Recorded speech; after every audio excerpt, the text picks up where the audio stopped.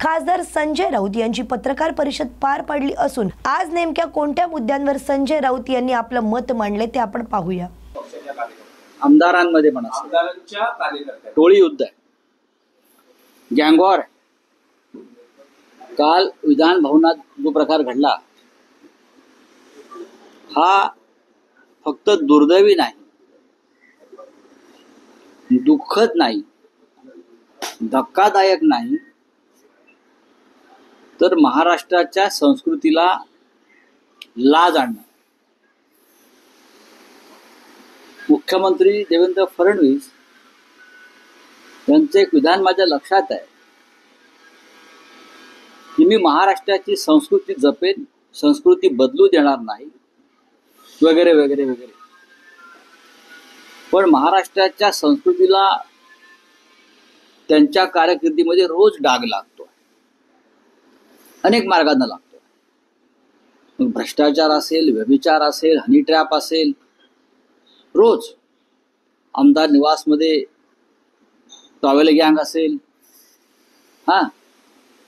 मंत्री पैशाच्या बॅगा घेऊन बसलेले आहेत, कारवाई होत नाही.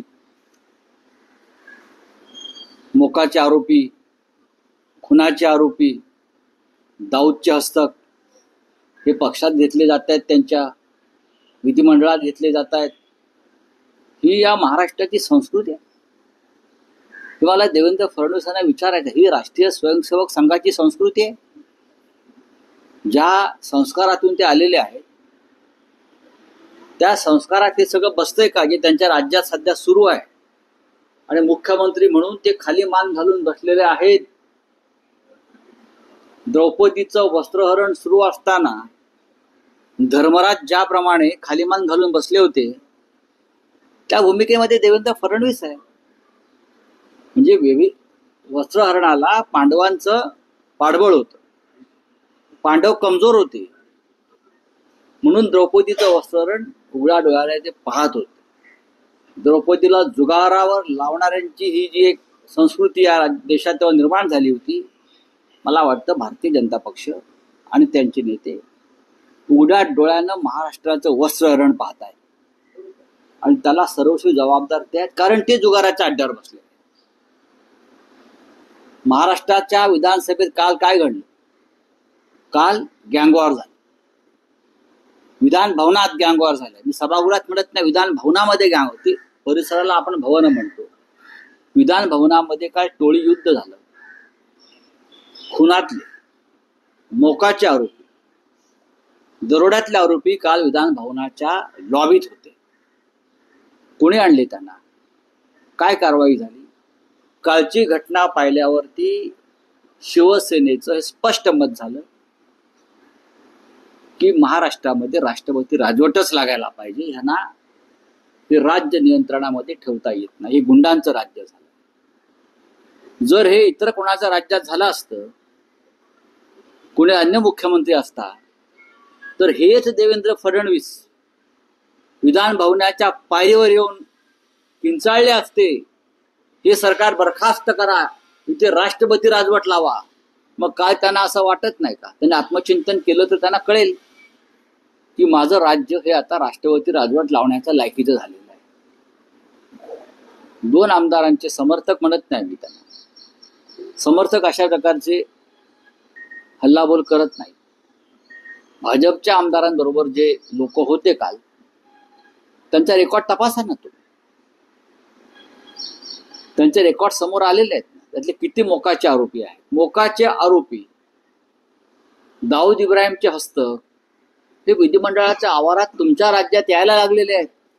उद्या ते विधानसभेत जातील, लक्षात घ्या. आणि अशा प्रकारचं गँगवॉर हे सभागृहात होईल आणि त्याला भारतीय जनता पक्ष उत्तेजन देईल. गेल्या 2 महिन्यामध्ये महाराष्ट्रातल्या भारतीय जनता पक्षात ज्या लोकांची भरती झालेली आहे, ही भरती पूर्वी जी गुंडांची भरती व्हायची, अंडरवर्ल्डमध्ये भरती व्हायची ठिकठिकाणी, आम्ही पाहिलंय ते, त्या पद्धतीची भरती आहे. त्या पद्धती हा जो हनी ट्रॅप प्रकरण सध्या चाललाय नाशिक आणि इतरत्र, त्याच्यावरती देवेंद्रजी काय बोललेत का? त्यांनी बोलायला. नाना पटोले असतील, जयंतराव पाटील असतील, विधान परिषदेमध्ये अंबादास दानवे असतील, अनिल परब असतील, प्रत्येकाने हा विषय विधिमंडळात मांडला. त्याच्यावरती सरकारचं मत काय आहे? कालच्या घटनेबद्दल सरकारचं मत काय आहे? या लोकांना विधानसभेत विरोधी पक्षनेता त्यासाठीच नको आहे. या सगळ्या मुद्द्यावर तो आवाज उठेल विधिमंडळामध्ये आणि सरकारला जाब विचारेल. म्हणूनच ते विरोधी पक्षनेता होऊ देत नाही विधानसभेत. माझी मागणी आहे की राज्यपालांनी जर ते खरोखर घटनेचे, संविधानाचे रखवालदार असतील या राज्यात, तर त्यांनी कालच्या घटनेचा अहवाल गृह मंत्रालयाला पाठवून राष्ट्रपती राजवटीची शिफारस करायलाच हवी. गुंडटोळ्या विधानसभेपर्यंत पोहोचल्या. विधानसभेच्या दाराच्या बाहेर काल फक्त चाकू, सुरे आणि हत्यारं बाहेर काढायची गरज होती आणि काल त्यांच्याकडे, त्यांच्या गाड्यांमध्ये अशा प्रकारची हत्यारं होती. मोकाच्या आरोपीकडे, ही माझी माहिती आहे, ही हत्यारं होती सगळी. आणि जितेंद्र आव्हाडांना मारण्याचा कट होता, ही सुद्धा पक्की माहिती आहे. पण राऊतसाहेब, आमदारांच्या शिस्तीचं काय किंवा विधान भवनात होत असलेल्या गर्दीचं काय? मी शक्यतो कमी जातो. मी आजच सकाळी माझे आमदार भाऊ आहेत सुनील राऊत आणि माझ्याकडे सकाळी आमदार मिलिंद नार्वेकर आले होते. मी त्यांच्याशी सुद्धा बोललो की मला आतमध्ये जाता येत नव्हतं. माझ्यासारख्या वरिष्ठ खासदाराला मुख्य गेटपासून पायरीपर्यंत, पायरीपासून सगळ्या लॉब्या, हे आमदार खासदार नव्हते, हे कोणी आणलेले लोक आहेत आतमध्ये. मला गर्दीतून मार्ग काढून आतमध्ये जावं लागलं. विरोधी पक्ष नेत्याच्या दालनापर्यंत जाता येत नव्हतं मला, रस्ता मिळत नव्हता मला. इतकी गच्च लॉबी भरली. कोण आहे ते लोक? 280 आमदार आहेत विधानसभेचे, काही अधिकारी आहेत आणि विधान परिषदेचे आमदार आहेत 60. त्याच्या व्यतिरिक्त ही जी कालची गर्दी होती, कोणाची गर्दी आहे? दलालांची गर्दी. कुठे दलाल आहेत? राज्यसभा आणि लोकसभेत मी 25 वर्ष आहे संसदेमध्ये. संसदेच्या काळामध्ये खासदारांच्या पीएला सुद्धा आतमध्ये त्या लॉबीत मुख्य दरवाजातून प्रवेश मिळत नाही. शिस्त तिथे आम्ही ठेवली. सुरुवातीला आम्ही विरोध केला या गोष्टी की असं कसं काय, पण नंतर आपल्याला लक्षात आलं की ही शिस्त आवश्यक आहे. जर आम्हाला काम करायचं असेल आतमध्ये, तर फालतू गर्दी संसद भवनामध्ये असता कामा नये. पण ज्या पद्धतीचं काल मी हे सगळं पाहिलं चित्र गर्दीचं, हे नियंत्रणाच्या बाहेर आहे देवेंद्र फडणवीसांच्या. त्यांच्याकडलं गृह खातं फक्त विरोधी पक्षांना त्रास देण्यासाठीच आहे, राज्याला, आमदारांना शिस्त लावण्यासाठी नाही. याचं कारण असं आहे की हे टोळी युद्धातले लोक आहेत सगळे, त्यांच्या बरोबरचे. ही टीम फडणवीस आहे ना, या टीम फडणवीसची चौकशी व्हायला पाहिजे. त्यांच्याकडून हे नियंत्रण होणार नाही. गुंडांना नियंत्रण करणं शक्य नाही आणि तुमच्यामध्ये ह्यांना गोळ्या घालण्याची क्षमता नाही.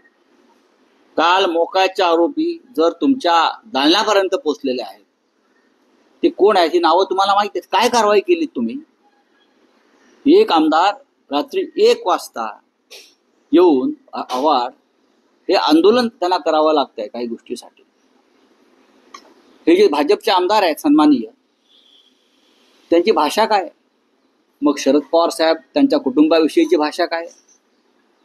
आमच्या सगळ्यांविषयी ते जे वक्तव्य करतात, मग उद्धव ठाकरे साहेब असतील, अन्य कोणी असतील, त्यांच्याविषयी त्यांची भाषा काय? तुम्ही संस्कृतीच्या गोष्टी करतायत ना देवेंद्र फडणवीस.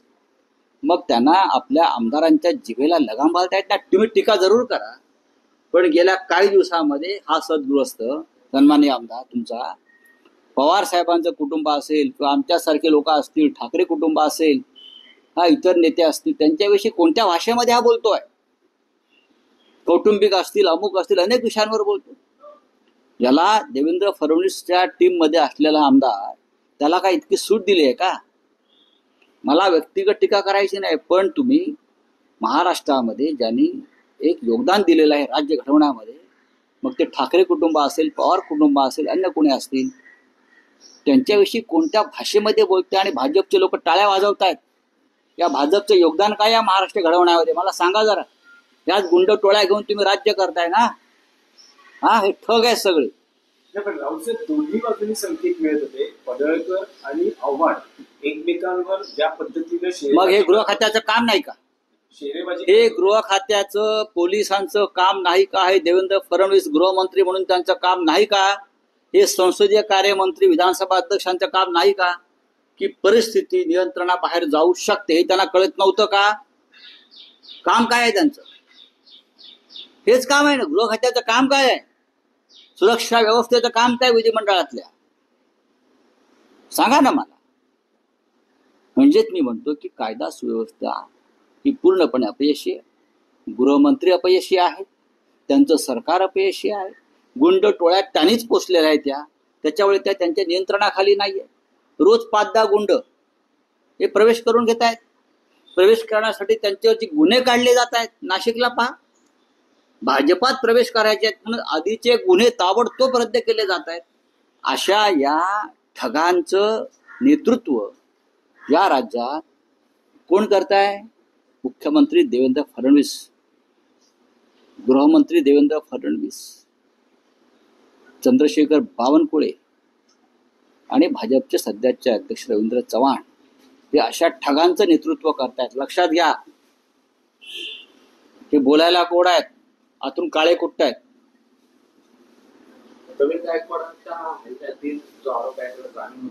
हे सगळे गुंड पोचलेले भाजपचे आहेत. हे सगळे. विधिमंडळातील मारहाणीवर आमदार प्रवीण दरेकर यांनी प्रतिक्रिया दिल्या. मारामारी पाहायला मिळाली. 2 पक्षाच्या कार्यकर्त्यांमध्ये हाणामारी झाली आहे. असं पाहता विधान भवनात अशी घटना घडणं किती गंभीर आहे? मला याची अजिबात कल्पना नाही, परंतु अशा प्रकारची घटना झाली असेल तर निश्चित दुर्दैवी आहे. या राज्याचे मुख्यमंत्री माननीय देवेंद्र फडणवीस साहेब आहेत, गृहमंत्री आहेत. ते जर अशी घटना झाली असेल तर त्याची योग्य ती माहिती घेतील आणि यावर पुढे काय कार्यवाही करायची हे ते ठरवतील.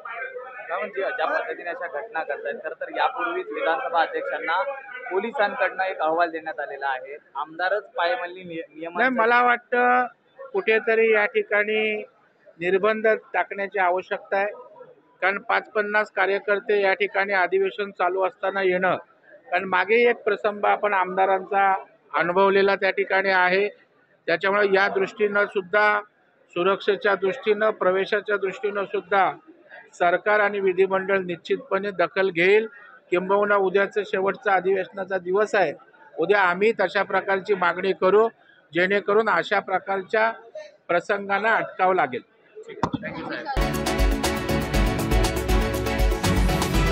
विधिमंडळामध्ये झालेला प्रकार अतिशय निंदनीय आहे असं मत खासदार सुनील तटकरे यांनी व्यक्त केलं. कार्यकर्त्यांमध्ये विधान भवनात हाणामारी झाली आहे. विरोधकांकडून म्हणण्यात येत आहे की कायदा सुव्यवस्था आहे का नाही. विधिमंडळामध्ये झालेला आजचा प्रकार अत्यंत निंदनीय आहे. विधिमंडळाच्या स्थापनेपासूनचा असा प्रकार कधी सभागृहाच्या बाहेर किंवा सभागृहाच्या आवारात हा यापूर्वी कधी घडला नव्हता. ही घटना दुर्दैवी आहेच. ज्यांनी कोणी केलं मी निषेध करतो.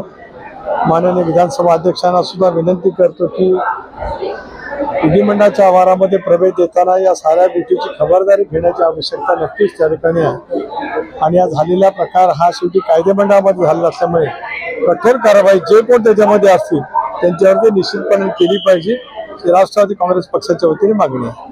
काल जितेंद्र आव्हाड आणि गोपीचंद पडळकर यांच्यामध्ये बातचीत सुद्धा झाली होती, वाद सुद्धा झाला होता आणि त्याच अनुषंगाने आज ही हाणामारी झाली आहे. कुठे ना कुठे सरकार म्हणून कमी पडत आहे का? म्हणजे विधानमंडळात 2 भाग आहेत. मी मगाशी सांगितलं की झालेली घटना अत्यंत निंदनीय आहे. विधानसभा अध्यक्षांनी याच्यावरती कठोर कारवाई केली पाहिजे. ही कारवाई करत असतानाच गृह विभागाच्या मार्फत, पोलीस दलाच्या मार्फत, कारण आवारात घडलेली घटना आहे त्याच्यामुळे कुठलीही कारवाई पोलिसांनी करण्यापूर्वी त्यांना विधानसभा अध्यक्ष, विधान परिषद सभापतींची परवानगी घ्यावी लागते. पण या दोन्ही महोदयांनी ती परवानगी तात्काळ त्या ठिकाणी देण्याची आवश्यकता आहे आणि कठोर कारवाई केलीच पाहिजे. धन्यवाद. थँक्यू. हनी ट्रॅप प्रकरणावर करुणा मुंडे यांची प्रतिक्रिया नेमकी काय आहे ते आपण जाणून घेऊया. प्रशासकीय अधिकारी, आजी माजी मंत्री अगोदर हनी म्हणून मन भरून हनीमून करताय आणि मन भरले नंतर ते क्षणी त्या लोकांना ट्रेप वाटते. कमाल आहे, कुठे चालले आपला महाराष्ट्र. आणि माझ्याकडे पुरावे सकट असे मंत्री प्रशासकीय अधिकाऱ्यांचे खूप काय हनी ट्रेपचे किस्से माझ्याकडे आहे. वेळ आल्यानंतर मी सगळेच चॅनलवरती देणार आहे. जय हिंद, जय महाराष्ट्र. विधान भवनात झालेल्या हाणामारी प्रकरणी कठोर कारवाई झालीच पाहिजे अशी मागणी गुलाबराव पाटील यांनी केली आहे. सभागृहामध्ये असताना ही माहिती आम्हाला या ठिकाणी सभासदांनी आतमध्ये दिली आणि मला तरी असं वाटतं की जवळपास 25 वर्षापासून आम्ही या सभागृहामध्ये आहोत आणि पहिल्या वेळेस अशा पद्धतीचं चित्र बघायला मिळत आहे. जे कोणीही केलं असेल ते चित्र फार चुकीचं आहे आणि लोकशाहीकरता घातक आहे आणि मला तरी असं वाटतं की अशा करणाऱ्यांवर कठोर कारवाई अध्यक्षांनी करण्याचं आश्वासन सभागृहामध्ये दिलेलं आहे आणि त्यांच्यावर कठोर कारवाई करावी अशी माझी स्वतःची सुद्धा मानसिकता आहे. आमदारांबरोबर जे कार्यकर्ते येतात, पास दिले जातात, त्या संदर्भातला अहवाल पोलिसांनी खरं तर अध्यक्षांकडे दिला होता. सुरक्षेसंदर्भात कसं पाहता या ठिकाणी? त्या अध्यक्षांनी त्या बाबतीत सुद्धा आज माहिती मागितलेली आहे की पासेस कशा दिल्या गेल्या, का कारणास्तव दिल्या गेल्या, बैठकीच्या आलेल्या लोकांना दिल्या गेल्या किंवा शिष्टमंडळवाल्यांना दिल्या गेल्या, कशा दिल्या गेल्या, काय कारणास्तव दिल्या गेल्या याची सुद्धा त्यांनी माहिती मागवलेली आहे आणि उद्यापर्यंत अहवाल देण्याचं त्यांनी या ठिकाणी आदेश केलेले आहे.